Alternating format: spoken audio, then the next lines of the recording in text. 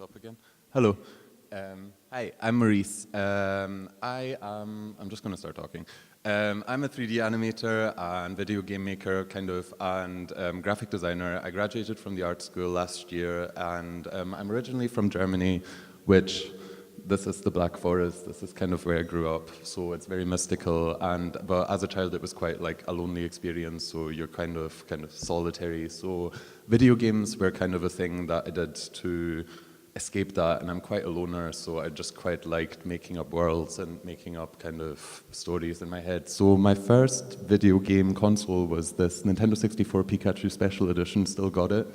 It's so good. And I used to love playing Zelda quite a lot, because Zelda is a game that is just so fucking weird. Sorry I said a swear word, but like it's really strange. Like the world is so bizarre, and this kind of like strangeness is something that I really like in creating worlds.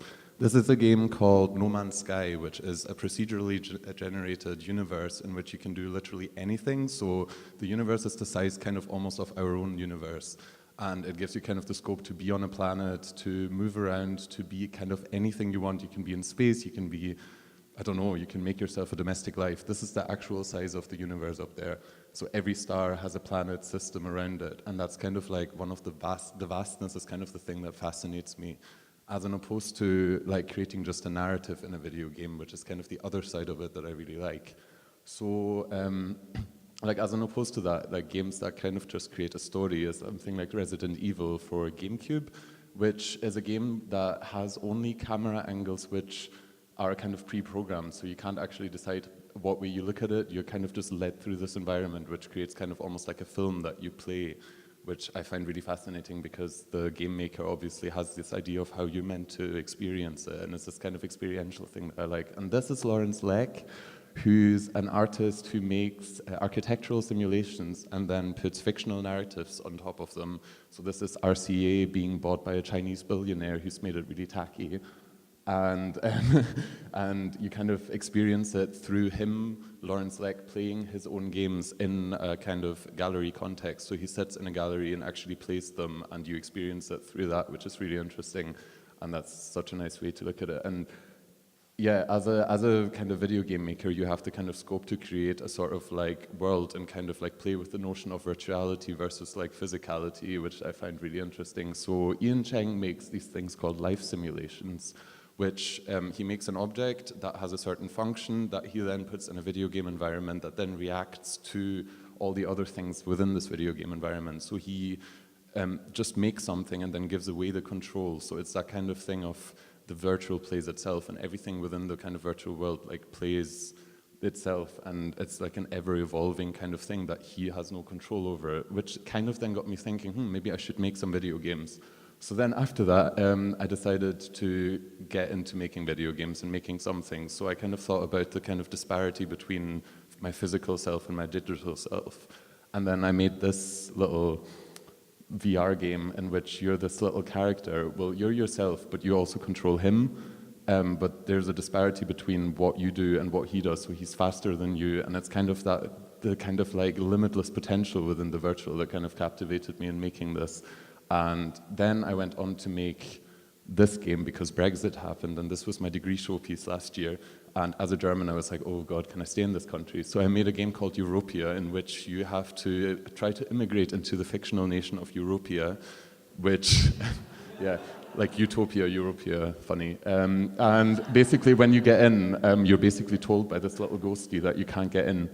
And then you have to find a hole in the wall and kind of go through, and it's more of an experiential thing. So I wanted to captivate the kind of anxieties you get through being like in this world where you don't really know what you're meant to be doing. You just collect money, you don't know why, and it's kind of just more an experiential thing. So it's kind of really dark, but also really like lighthearted at the same time.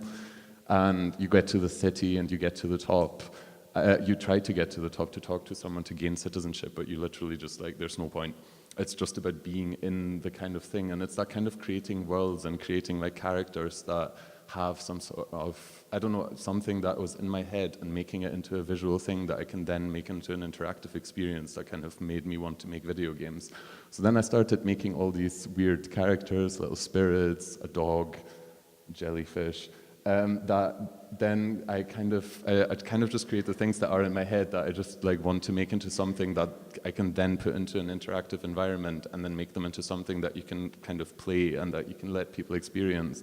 And then also humanoid characters are a really interesting thing to me because I've been kind of just playing with making all these weird half semi-human things that kind of emulate life, but also at the same time like really are just really strange. I like making really strange things. And it's really fascinating to me that you can take these characters that you make and then put them into environments that you've completely artificially created out of your head. So this is all just worlds that were in my head that I like kind of dreamt up, and then use the characters that you make to kind of have experience within this and then make them into something interactive that someone can actually play. And that, I mean, also the level of interactivity is completely up to me, so I can let someone play the entire thing or just let them move like a little, I don't know, something, which is really fascinating to me because I think like video games are just such a good tool for artists to make something and kind of remove themselves from the thing that they're making and let other people experience their art in a way that, yeah, that they think is appropriate. So at the moment, I'm kind of pulling everything that I've been making over the last year together, which is just a bunch of really weird people and things and objects, and I'm gonna make it into some sort of video game. So that's kind of the stage that I'm at the moment.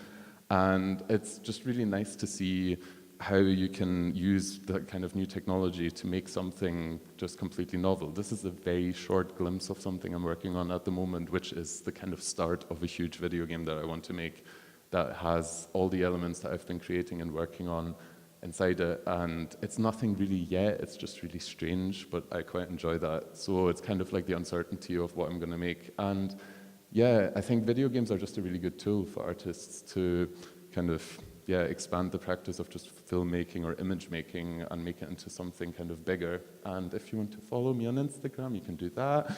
And yeah, cool. Yeah, and that's me.